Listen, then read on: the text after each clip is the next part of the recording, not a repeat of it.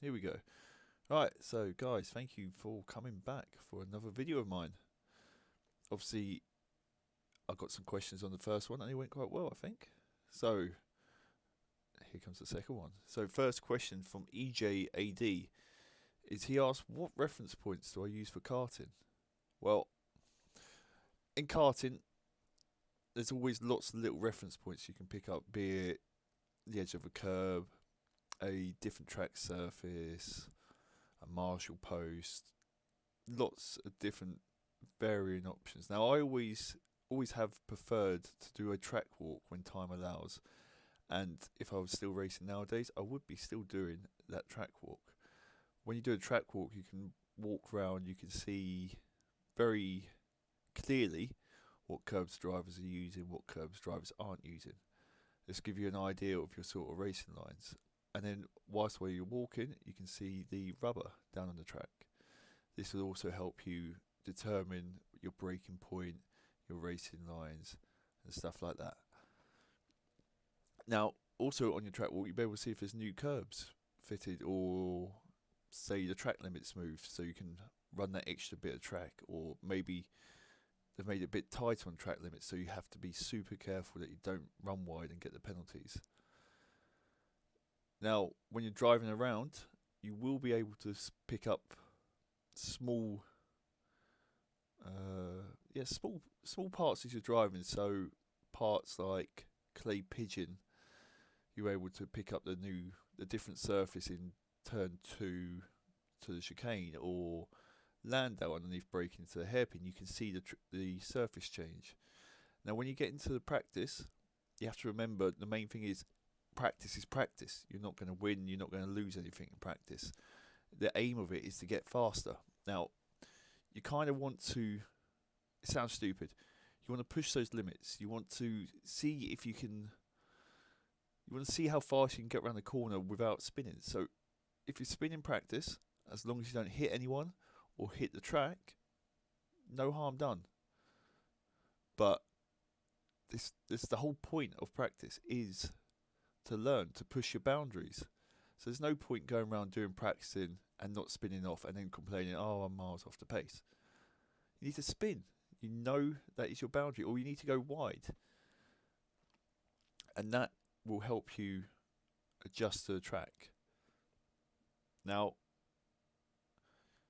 when you're not on the track, when you're not driving on the track, but you are physically at the track and watching, watch the fast drivers. They might be doing little things that you aren't doing. So they might be missing the curb at one corner, but absolutely destroying the curb on the second part of the corner.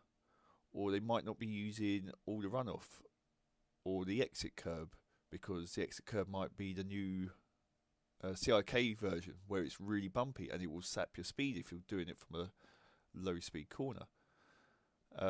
Regarding reference points while driving, I do use them. I have. There was, here you go, perfect example. There was a time at time at Wilton Mill. Sorry about that. Time at Wilton Mill when there was massive fog, and we needed to test the track just to see if it was safe for the BUKC drivers to go around. So myself and Nicky Richardson drove the track, and I didn't realise I subconsciously had so many reference points, but when they were taken away because the fog was there, I was lost. Obviously I knew which direction the corner was going, but I didn't know where my braking point was, where my turning point was. So it's very key to do a track walk, in my opinion, and pick up these little bits. Record your sessions if you can. Watch them back. They might all help.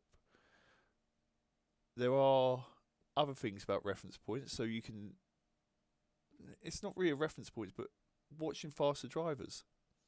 There's no point trying to hold a driver behind you on a practice day.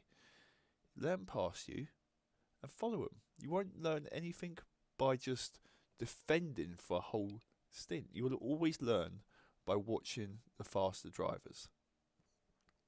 Now, another question I have is from Harrison L, and he's asking about braking techniques in Club 100.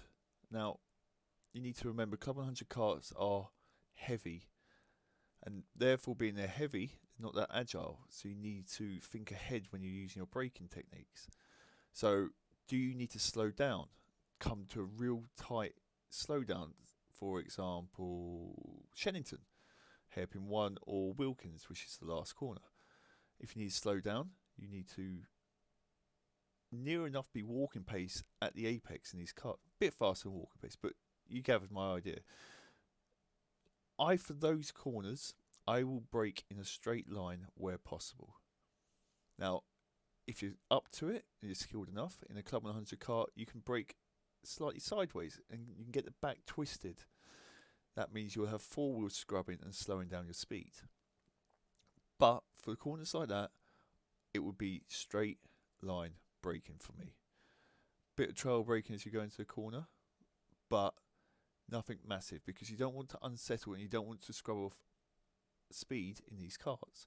Now, if you go to a corner like Christmas at Wilton Mill, that's the type of corner where you need to set the back up to get round it. Or at Land, I don't know what the corner's called at Landau, but in the far corner, right in the shade, you want to use your braking to your advantage and get the back rotated. So my braking technique for those type of corners would be go in, brake sideways. So by braking sideways, I mean you're starting your braking while still turning the wheel. This will get the back to rotate around, so your front, which, remember, the Club 100 karts are very heavy and lazy, they're not agile, so it means your front has already done 50% of the work. Then when your back has rotated enough, you can get going. This way you carry your maximum momentum for the corner. Now, if you watch the likes of Joe Holmes or Kurt Holmes or Mike Coppin, Chris Alcock, that sort of drivers, Anwar, that sort of drivers, they all do this. They all get the back to rotate on certain corners. But in other corners, they're aware that the back doesn't need to rotate and they need to brake straight and late. So they know the tracks which they've got coming up. They know the corners which they've got to do, and they work around it. Regarding other things on braking Club 100, trail braking. Yes, you can do it. Very much advised. You will go faster with trail braking, but again, it is a specific corner. So the likes of the left-hander going to the boots at Wilton Mill. And now for the last question of this video. This is from Jones064, and he asks about driving techniques and coasting in a damp whilst in a Club 100 kart. Now, the Club 100s always run slicks. We don't run wets. So there's a lot of driver ability here. Your number one golden rule in the wet with slicks on, no matter what kart you're in, is use the wet lines. Basically, don't use your dry line. You want to stay off the rubber. The rubber is slippery. So when the karts go around in the dry, they lay down layers of rubber. Eventually, there'll be enough rubber to fill up the little gaps in the tarmac. Therefore, the water, when it rains, sits on top of the rubber. It's got nowhere to seep through because the rubber's sealed up all the gaps, making it even more slippery. Whereas off the racing line, there's no rubber build up, so the water can drain away. It won't be bone dry, but you'll have a lot more grip. Rubber is also extremely slippery when wet. Okay, so you always want to use the wet lines, and you want to use it. The advanced way is you want to use aggressive and your weight on your steering. So you want to go out wide to the hairpin, and you want to lean on the wheel real quickly, sharp, aggressive movement to which direction you're turning. This will make the back unsettled, and then the back will rotate. Because the back's unsettled, it's pivoting, like in the previous question about getting the back to do the turning for you. Once that's turned around, you can then get on the throttle. But you need to maintain staying off the rubber. Some corners under braking in the rain, you'll purposely brake in the middle of the track so you're not on the rubber. If you brake in the middle of the track, get your kart slowed down and then gradually move back over onto the racing line and just keep going straight. Keep going straight off the rubber and go around. Now you have to remember the white lines, the white painted lines are extremely slippery as well, so you don't want to run them. So ideally you want to be as close to the white lines, around the hairpins at least, without being on them. Now if there is a corner like, let's go with Landau again, that far corner. Now if there's a corner like that where it's a fast right, but going all the way around the outside is a no-no. It's not happening. You'd have to turn in early on the rubber, expecting the kart to understeer. Understeer is where the front doesn't dig in, okay? So the front doesn't dig in and you don't get any grip. So you need to turn in early and carry your speed. Now you're always going to, purely because of the lack of grip, drift out wide. This is where you need to use throttle control to get your kart going. Coasting is not a bad thing in the wet. In the dry, the worst thing you can do in the world. In the dry, you should be on the accelerator or the brake. In the wet, coasting is not a bad thing. Okay, so that was my final answer for this episode. I've still got more. I'm hoping to get more questions regarding kart setups, driver style, driver tips in the comments for this one. Now I've got another three questions to answer, and that will be the next video. There will be more about changing between, there'll be more general karting, not Club 100 karting.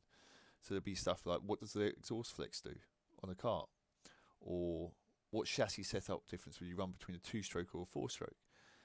Now I'm going to try and get 3 questions per episode, so it should take me about a 12-minute episode, and hopefully keep it going. Now thank you for watching if you made it this far. If you did, like and subscribe, and leave me a question if you want me to answer it.